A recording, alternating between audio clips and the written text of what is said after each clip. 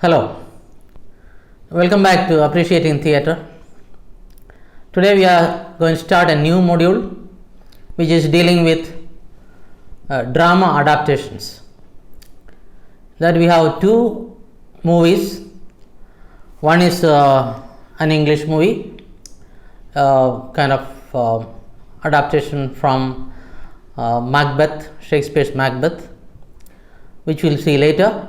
But for now we have got a Malayalam movie, Agale, which is an adaptation of the drama The Glass Menagerie.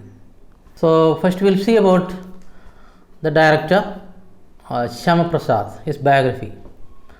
Shyama Prasad was born on 7th November 1960 at Palakkad as the younger son of the veteran BJP politician O. Rajagopal and late Dr. Shantakumari.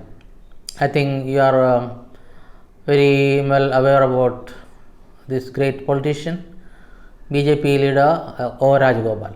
So, Shyama Prasad was his son or is his son. He has an elder brother named Vivekanand. After completing his degree in theatre arts from the School of Drama and Fine Arts, Thrissur and Calicut University, he received the Commonwealth Scholarship in 1989 and did his master in media production at the Hull University, England. So, completing his degree in drama and fine arts from Thrissur, he went to the University of the Hull University of England, where he got his master in media production. He worked as an intern at the BBC and Channel 4 to Indian television and redefined the parameters of telefilms and documentaries in Malayalam television with Doordarshan. So, he had some practical experience as internship at BBC and Channel 4, and then later on he came to Indian television, where he started producing telefilms and documentaries in Malayalam. He continues to push the frontiers of television in his creative role, currently serving as the president of Amrita TV. His features for TV and cinema have won him several national and state awards, namely Agnisashi Agale, produced by Tom George Collett, had been adjudged the best regional cinema films of the nation in 1998 and 2004. So, these two films have won him national awards. This is Agnisashi and Agale, and this is the film which we are going to see. These films also swept as many as 9 state awards in all major technical categories, including the award for Best Director. So, that is a really great achievement, winning as many as 9 state awards in various categories, including the Best Director. For television, he had adapted the works of Anton Chekhov, which is Vivahalochana, Albert Camus, The Just, Vaikam Muhammad Bashir, വിശ്വവിഖ്യാതമായ മൂക്ക്, മാധവിക്കുട്ടി, വേനലിൻ്റെ ഒഴിവ്, N Mohanan, പെരുവഴിയിലെ കരിയിലകൾ, സാറ ജോസഫ്, നിലാവറിയുന്നു, N P Muhammad, ഉള്ളിറുക്കം, and K. Radhakrishnan, Shamandalam. He was awarded the Best Television Director Award for the year 1993, 94 and 96. So, these are some of his adapted works, including some of the famous writers, including Anton Chekhov and Albert Camus. As a mark of respect for his talent and experience in the visual media, Shyama Prasad had been invited to serve twice as the jury of the National Film Awards. So, he was really honored as the jury of the National Film Awards twice. His 2007 production Ore Kadal, based on a Bengali novel by Sunil Gangopadhyay, had an enthusiastic reception by the popular audience in Kerala and was chosen as the inaugural film of the Indian Panorama at the International Film Festival of India 2007. So another great movie produced by him is Ore Kadal, starring Mammootty and all that. It's a great movie which took him even to the International Film Festival. His film Ritu, released in early August 2009, was received well by mainstream audience as well as lovers of middle cinema. Film critics have rated it highly for its novel concept, excellent music and direction. Another great movie made by him is Ritu, which means seasons. In 2009, he won this third national award, this time for Ore Kadal. Now we are going to see some of the awards won by him. First, we will see the National Film Awards, starting from 1998. For the best feature film in Malayalam, Agnisashi. 2004 again, best feature film in Malayalam, Agale. In 2007 also, best feature film in Malayalam, Ore Kadal. Now Kerala State Film Awards, again 98 best film Agnisashi, 98 again best director. 2004 he got best director for Agale and also for best film Agale. Then 2007 second best film Ore Kadal. 2010 best director Electra, and 2013 best director artist. Then Filmfare Awards of South, 1999 Filmfare Best Director Award for Malayalam, Agnisashi, and 2013 Filmfare Best Director Award Malayalam, the film was Artist. Now we are going to see the source story from which he has taken the theme for or the script for Agale, that is the drama by Tennis Williams, and the name is The Glass Menagerie. Actually, menagerie means zoo, collection of animals. Here we have got collection of glass animals. So you can see here different animals made of glass. That is the meaning of glass menagerie. So we are going to see the story behind the glass menagerie. It's a memory play because it is shown as a memory of a person. He is looking back at his life. That is memory play. Its action is drawn from memories of the narrator, Tom Wingfield. So he is the main character. Tom is a character in the play which is set in St. Louis in 1937. St. Louis, for your information, is a city in Missouri, USA. It's a state in US. He is an aspiring poet who toils in a shoe warehouse to support his mother, Amanda, and sister, Laura. So he is from a rather poor family, not very well to do. Their present condition is that. So he is actually a poet, but he is working in a warehouse just to support his family. And the father is Mr. Wingfield. Tom and Laura's father ran off years ago, and except for one postcard, has not been heard from since. So his father had ran away, and no information about him after that. So the whole responsibility of looking after the family is on Tom. Amanda, the mother, originally from a genteel southern family, regales her children frequently with tales of her idyllic youth and the scores of suitors who once pursued her. So the mother is a person from a rather well-to-do family, but now, of course, she is living in her rosy past. She's talking about tales of her past life, because the present life is not very pleasant. And she also talks about her idyllic, very happy youth, and the scores of suitors who once pursued her. That means so many boys were running after her, all that. She is disappointed that Laura, who wears a brace on her leg and is painfully shy, does not attract any gentleman callers. So, the another sad story is that this girl, her name is Laura. She is actually kind of handicapped. She is wearing a brace. Brace means kind of almost like an artificial support for her leg. She has a limp.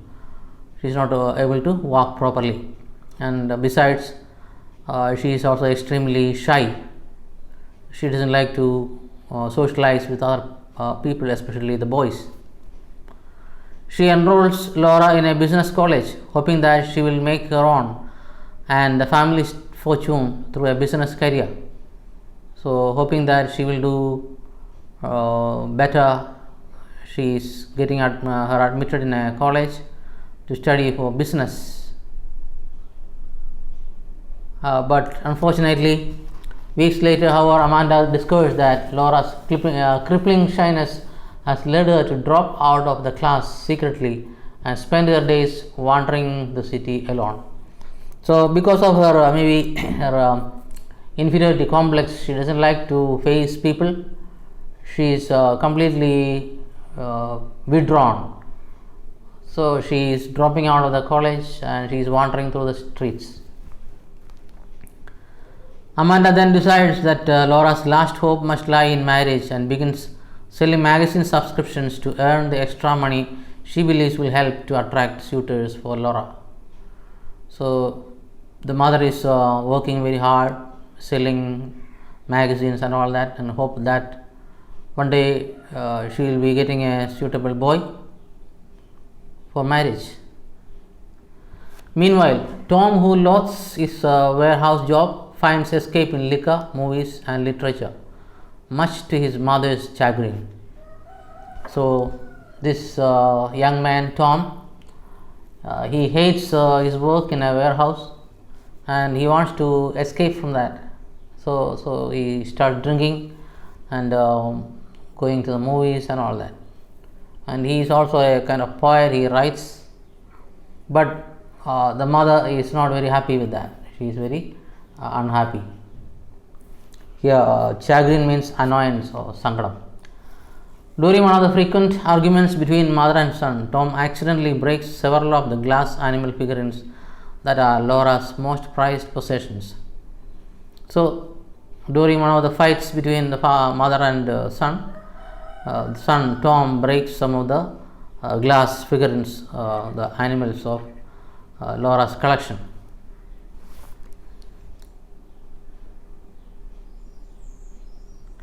Amanda and Tom discuss Laura's prospects, and Amanda asks Tom to keep an eye out for potential suitors at the warehouse.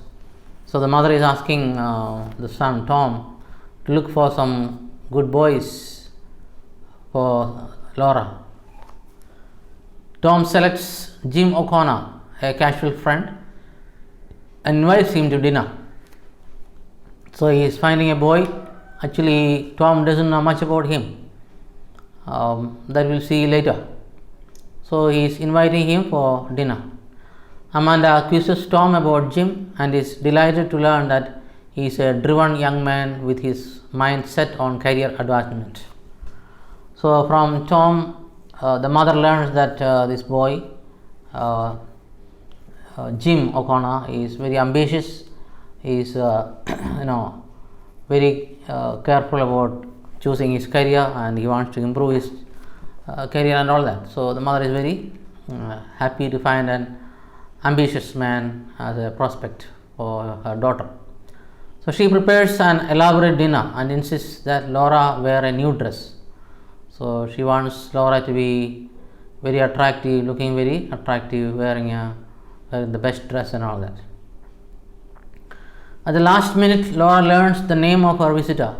As it turns out, she had a devastating crush on Jim in high school.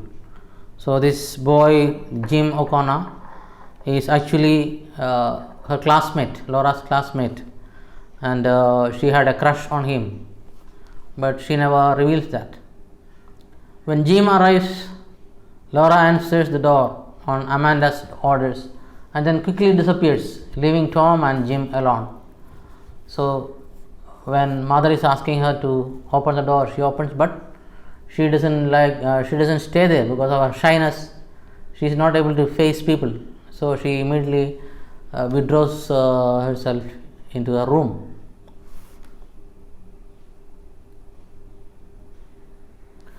Tom confides to Jim that he has used the money for his family's electricity bill to join the Merchant Marine and plans to leave his job and family in search of adventure.